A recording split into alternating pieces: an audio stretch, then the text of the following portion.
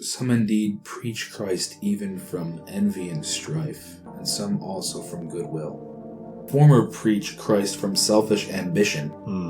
How many times do we see somebody who portrays being a man or woman of God, and out of the abundance of their words, it's only for personal gain? It doesn't really lead them to Christ.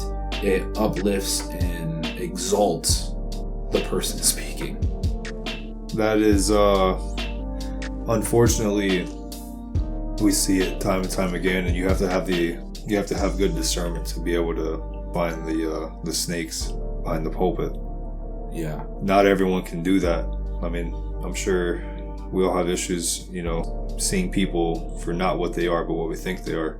So, yeah, the definition of envy, I pulled it up real quick just because I wanted to know the exact meaning of it. Envy is a feeling of discontent or resentment aroused by someone else's possessions, qualities, or luck. It often is characterized by a longing for what others have, whether it be success, talent, wealth, or relationships.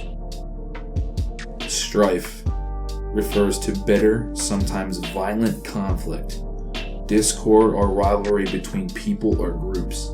It's marked by ongoing disagreements and antagonism, often causing stress and division.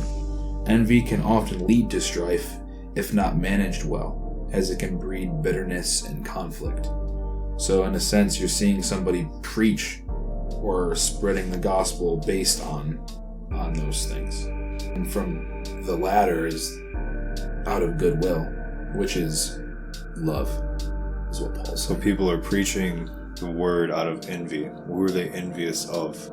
To me, it's those who don't need these worldly possessions, or their whole faith is in God, and that's what they wish they could do.